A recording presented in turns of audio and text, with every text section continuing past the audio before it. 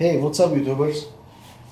In this video I will explain the electronic part of the machine I made for making the screws, and also I will explain the downsides and the improvements that I want to make in new version, because I'm planning to make a new version, and also tell you about the future plans.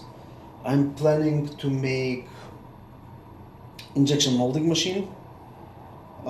One of my friends asked me if I can make a small machine that he can inject some plastic. I told and I said, let me try, maybe it will work. So as I told you in last video, I used coordinated move. This is the YouTube channel, iForce2D. I will throw the link in the description. So you can easily find him if you want. It's called, the video called Coordinated Stepper Motor Control, and in brackets it says Arduino. So it will be quite easy, and I used the same, as I told you, this is Arduino Mega with the 3D printer shield.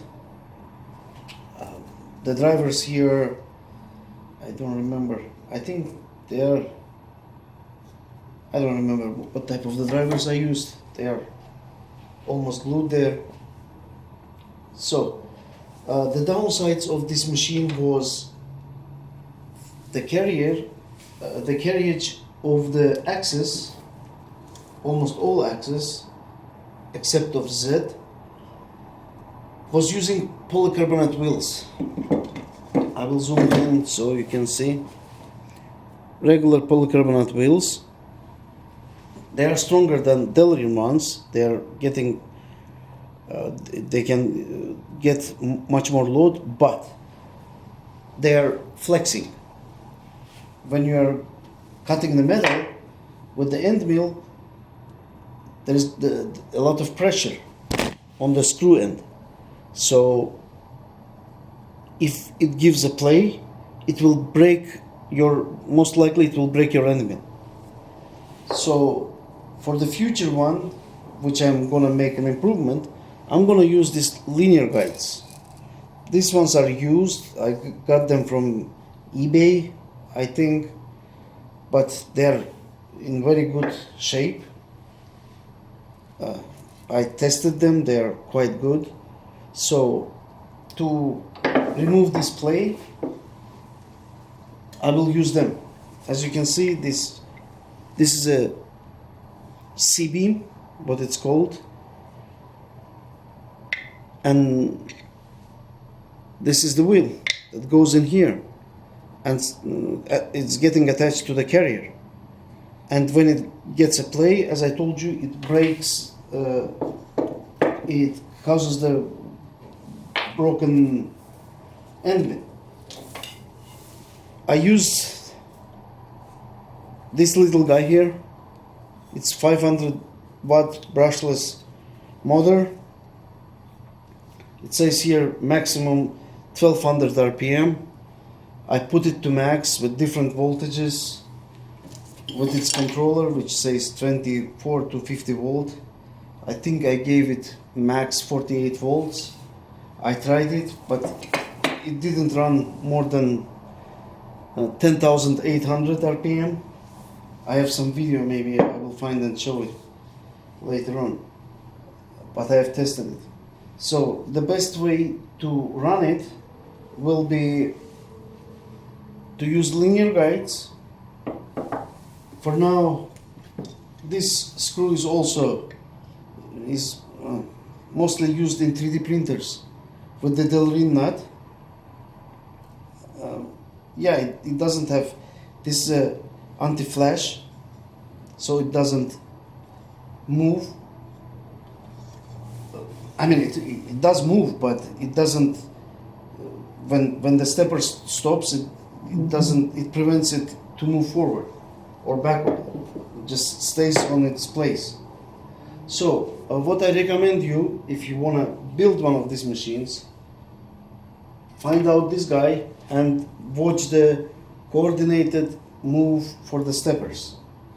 what you will need is to use at the same time both axes, X and rotary axis. So it takes, you can always adjust what we call Z or X axis, that takes the tool closer to the metal to cut.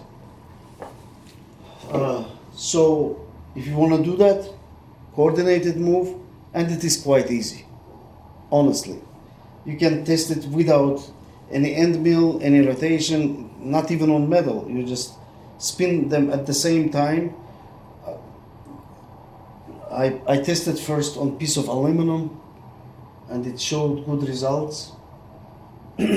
So, as I told you before, I'm planning to make an injection molding machine. If you want to stick around, and it depends how much information you need.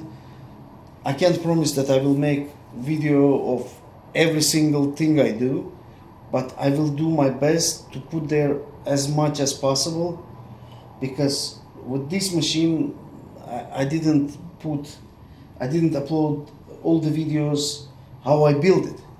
But for the new version, I will try to put everything, every detailed instruction step by step, including with improvements. I'm planning to change this lead screw to the ball screw. We'll see. I used for this project, by the way, these stepper motors. I don't know if you see it. It's a Vexta. It's a 2 amp per phase. They are quite strong. It's made in Japan. They are very, very accurate, and they can handle a lot of heat. Even though, if you can see here, I put a thermal paste. It had a radiator when it was running, and on the top I installed for each motor one of the fans, so to take away the heat. So let me know what you want me to discuss, because I had several questions about the design itself. I try to address them. So if you will have any questions, let me know. And as I told you, in a couple of weeks I will start uploading the videos about injection molding machine. Thank you.